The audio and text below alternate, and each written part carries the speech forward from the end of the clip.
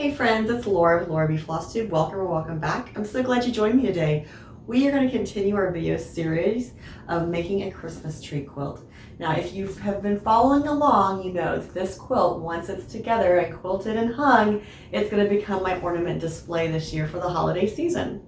So I'm super excited to get this quilt together and assembled and quilted and ready for Christmas. I know I'm a little ahead of schedule, but with my life, that's the way you gotta do it. So today, our objective is to attach all of our rows together and to finish up this applique of the shapes that are just kind of hanging out between rows right now. So without further ado, we're gonna grab our first two rows, head over to the sewing machine and sew those together. I'll walk you through how to attach those rows, how to line up your background squares, and how to make sure these little shapes that are hanging out between rows don't get caught in any seams. Here we are at the sewing machine. We have rows 1 and 2 on the table here beside me.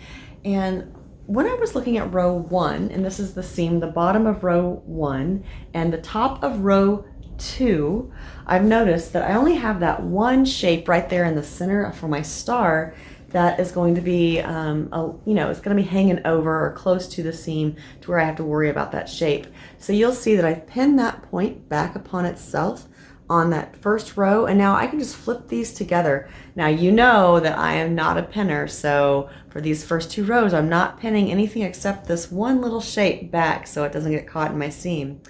Now as far as matching up my background squares, how I'm going to handle that is I'm going to use these seams between my background squares and use them to nest as I go along. So I'll make sure to keep a finger tight on each of those junctions, and then we can keep going down the row to get the first two rows of the quilt top sewn together.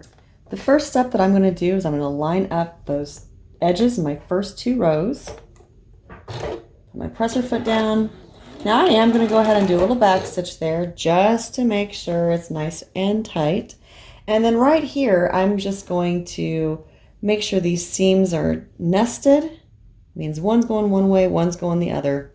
It's right like this. So one's going one way, one's going the other, and I can feel with my fingers that junction and that it's nice and tight. So those will line up when I sew them together. And I'm going to keep my fingers right here as I'm feeding it into the machine, and that keeps my first two blocks sewn together accurately.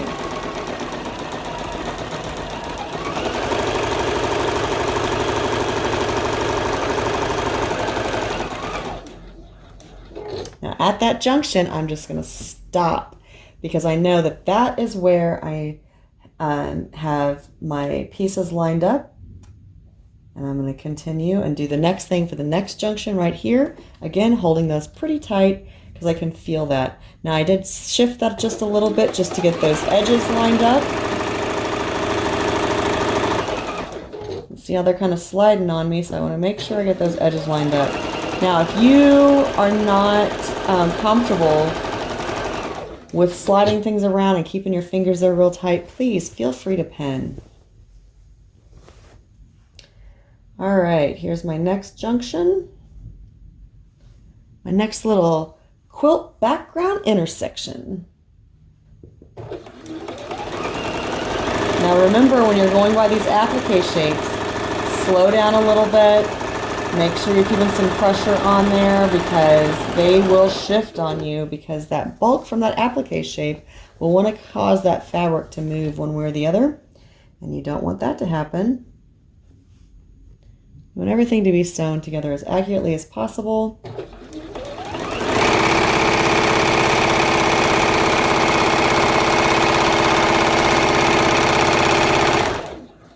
Again, stopping at that intersection because I know those are nested together correctly. And here's our last little block for the row.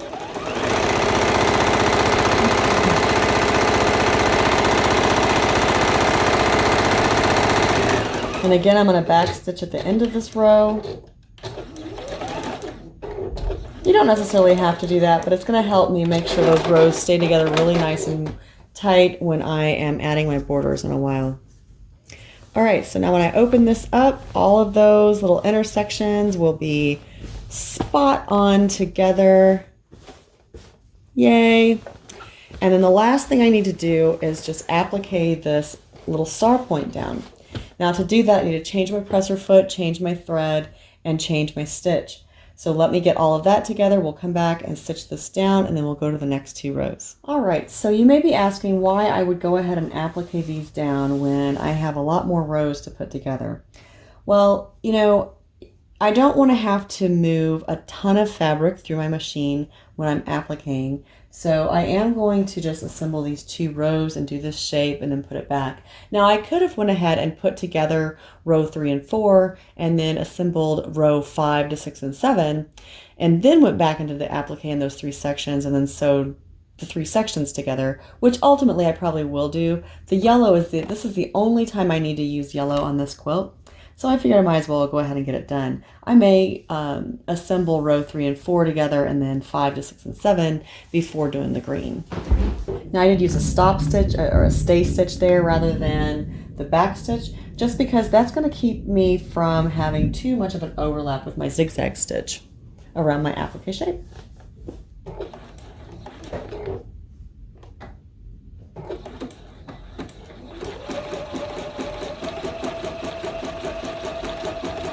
And nice and slow over that seam.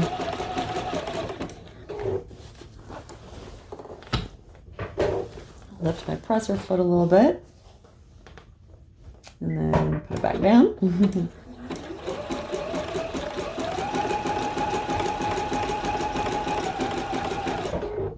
And once again, we're going to do that stay stitch or the stop stitch rather than a back stitch, just so my zigzag doesn't overlap. And then I just keep a really nice, neat applique star point here. Now I do have this one little tail to trim off. And the first 2 rows have all the shapes, well the first row I guess has all the shapes appliqued down. Now you'll see I'll have 3 more shapes I'll have to applique together when I assemble the first 4 rows together. Okay, for these 2 rows, I definitely have some work to do before I can start stitching along here.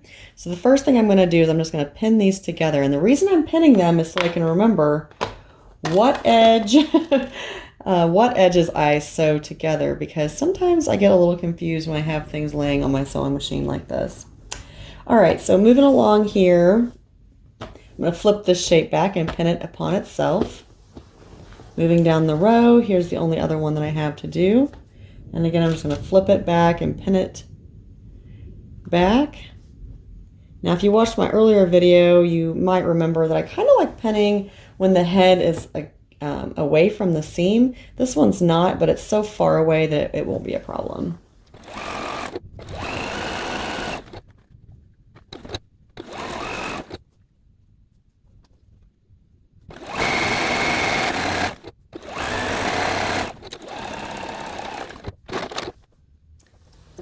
So row 3 and 4 together, and I'm just going to leave them the way it is right now, and I'm going to grab the next 2 rows and sew those together, and then we'll go back and sew all of those green applique shapes down.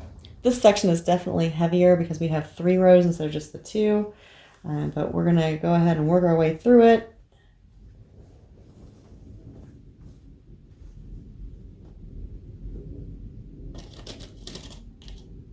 Just going down this edge, finding any shapes that hang off and pinning those back.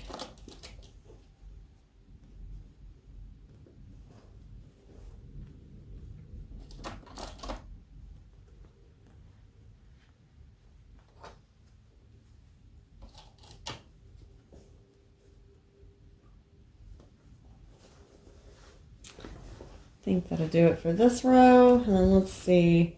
Now I did also put my pin here just to make sure that I didn't lose track of which edge I was sewing. Although it's kind of it's easier to see with this one because of the tree trunk down there.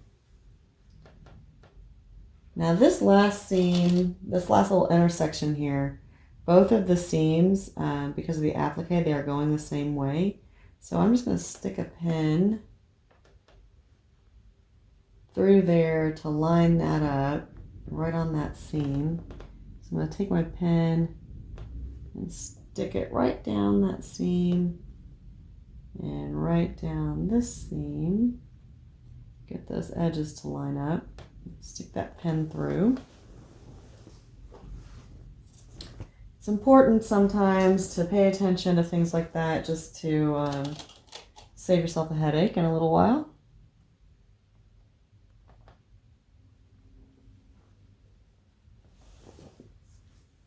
Looks like we just have this one last little applique shape to pin back.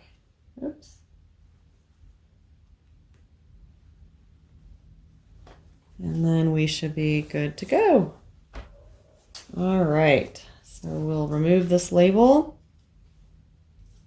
We are really close. We only have a few more seams to get the quilt top together, but we definitely have some applique to do before we can do that. This will be a lot of fun. All that work together. All the effort you're putting in. Deal. Maybe I'll go reset the seam row, and then we'll do that. Might as well slow it a little bit.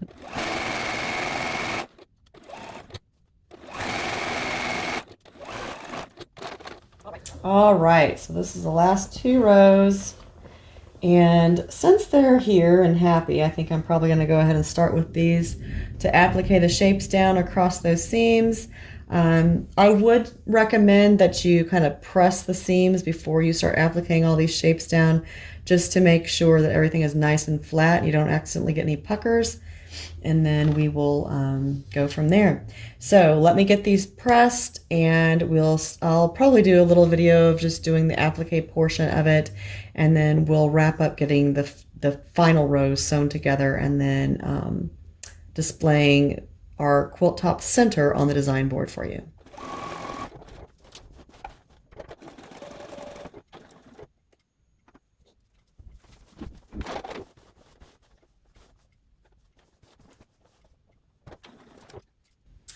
Now I do have one section here that the interfacing is kind of poking out a little bit, so I'm just going to use my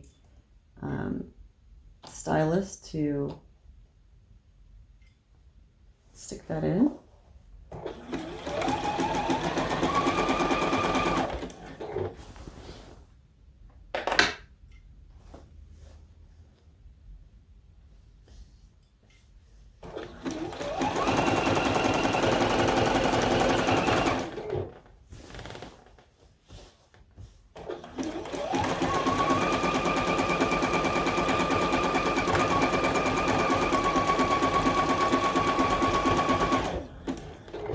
Just using my hands to guide that along there and make sure that I keep it really nice and flat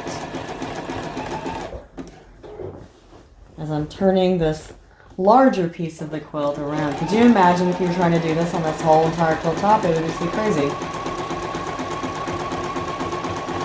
This is still a 30 by 50 section. So definitely a large section of fabric to be maneuvering around when you're trying to applique a shape down. But it's getting there.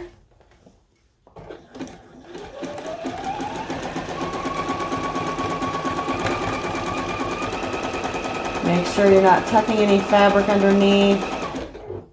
I'm going to use this one more time because we have a little edge there that's stuck out.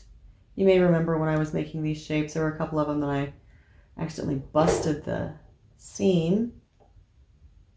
So that's what I'm kind of dealing with now, is just making sure those little frayed edges aren't poking out.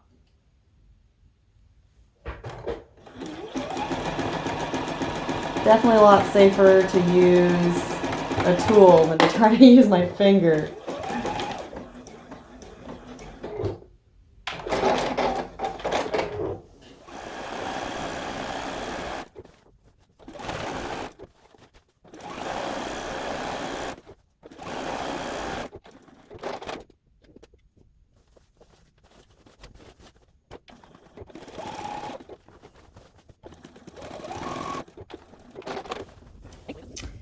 Thankfully, this is going to be the biggest section that we have to maneuver through. Our other sections are only 2 rows. So this is going to be the worst of it.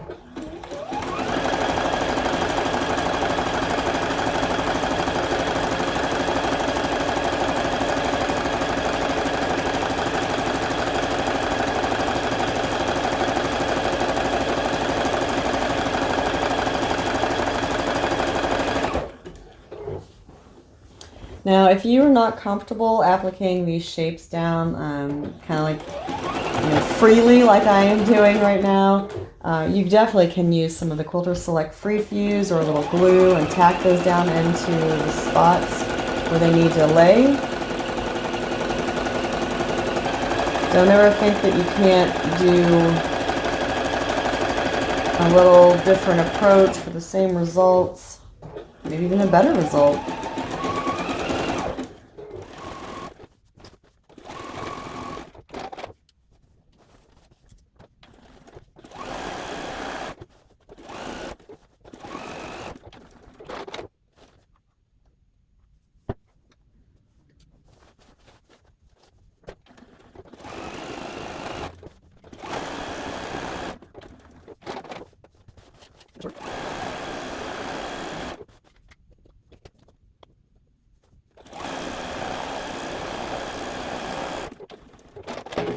All right, now we'll go down this seam here.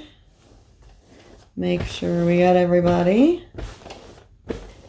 And this will definitely need pressed.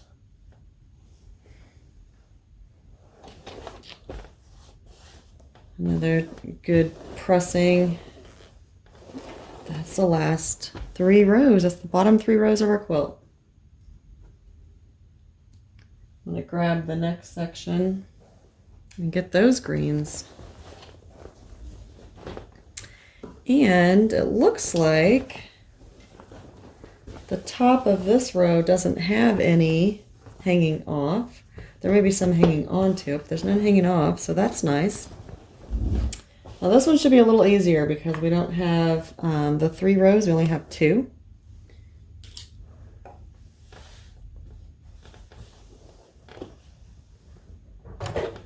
But again, we just want to try to applique as much down as we can with just smaller sections, so we don't have to work quite as hard the whole time. We're going to have enough when we start putting these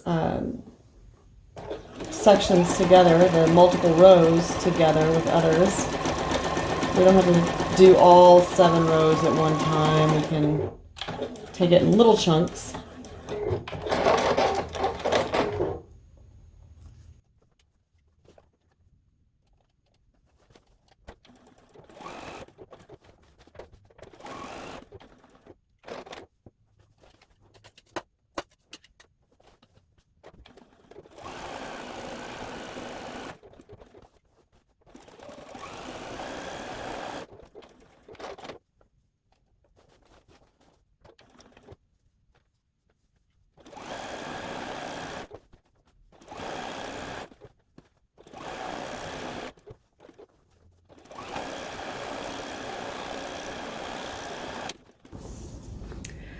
Alright, so I have everything appliqued down that I can at this point, so I'm going to be assembling the first 4 rows together.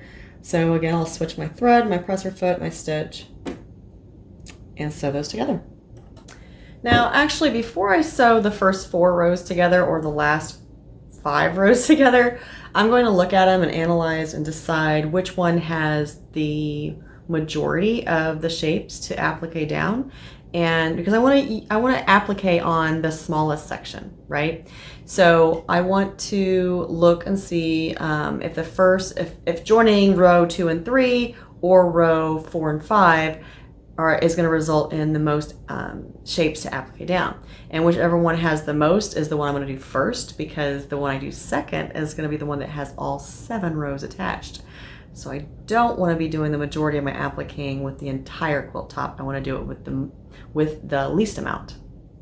Results are in. Definitely the first 4 rows have more applique between row 2 and 3 than there is between row 4 and 5.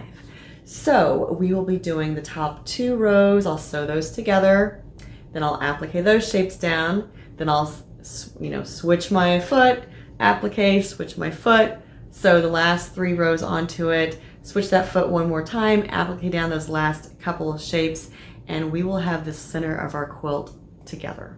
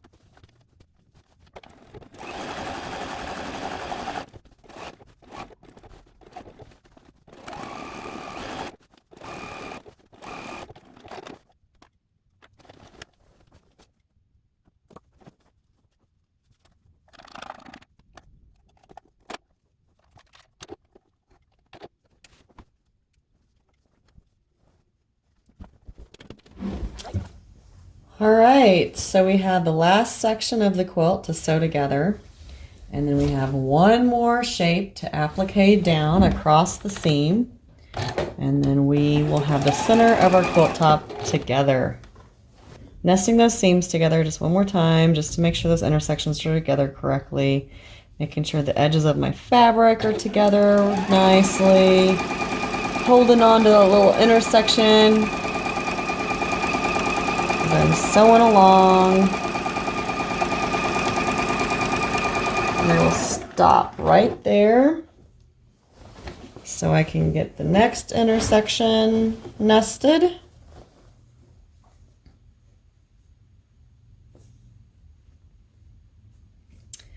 Now this section here has a lot of applique that's close to the edge, so I am going slower than normal.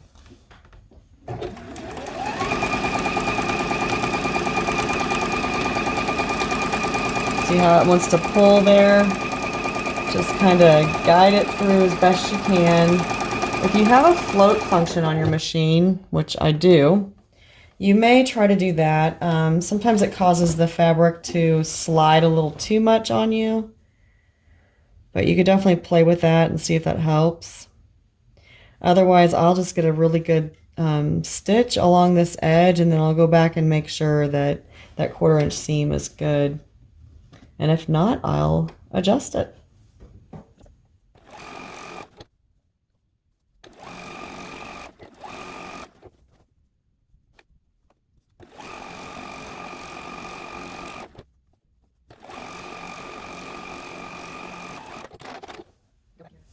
Go back here to where I feel like it may have pulled on me a little bit.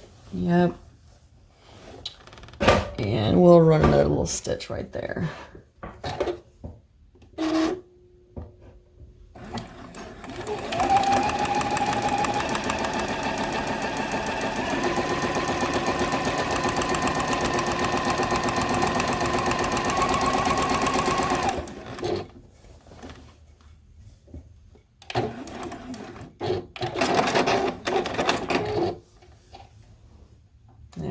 That'll be much better.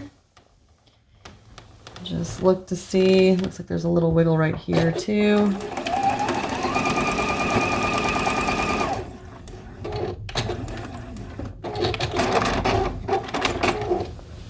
And there actually might be one right here as well.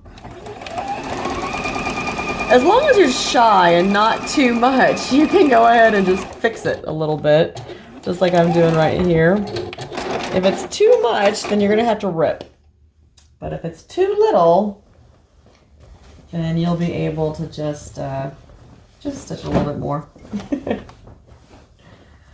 All right, we have one last shape to applique down into place. So once again, I'll be changing my foot and my thread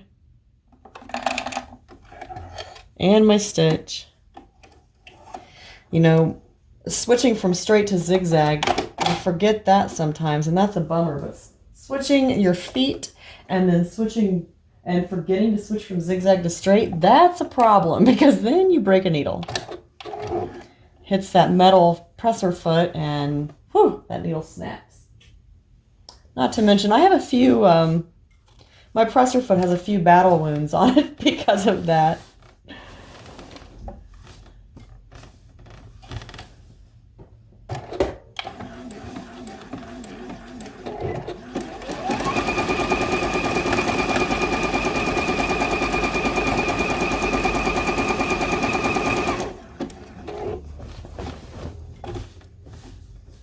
Now remember, I have the whole quilt top that I'm maneuvering, well, I guess not the whole center of the quilt top that I'm maneuvering through the machine at this point.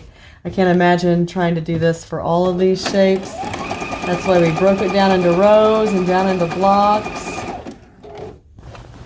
because this would not be much fun for very long. Whew. I think I'd probably only have a couple shapes before I'd have to take a break. Now I'm going to flip this the other way just to get some off of my lap.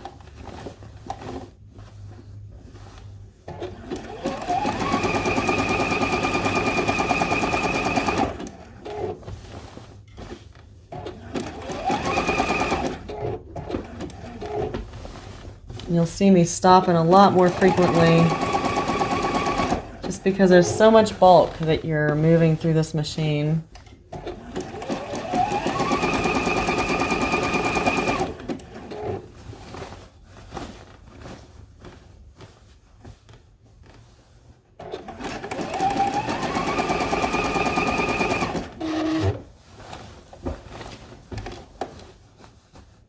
Hopefully you can see that. I don't know.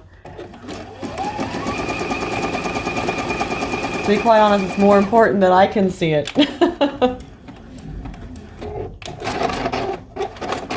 All right, now let's get this out of there. All right, we'll take it over to the design wall and see what we got. All right, so what we have is the center of our Christmas tree quilt. We have all the applique shapes done, and we have all of the rows together, all the blocks together. This is monumental. So all the rows are assembled. The last things we need to do is put in that little inner border that we, I think I talked about that a ways back. And then we have an outer border that we're going to put on here. And then obviously we need to quilt it, get that sleeve on there, the binding, and get it hung for Christmas. So we have a few months, thankfully, but we're going to get this wrapped up fairly quickly. I'm hoping to quilt it within the next month. Be watching for the next couple of videos to come out, because I'll definitely be showing how I put the borders together and the inner and outer border assembly onto the quilt center. And then we will also have another video of quilting it, and then a final video for the sleeve and binding and hanging it up. So thank you so much for joining me. Be sure to like the video, subscribe, share it out to your friends. I hope that you are finding some time to do some crafting and creating. And until next time, happy stitching.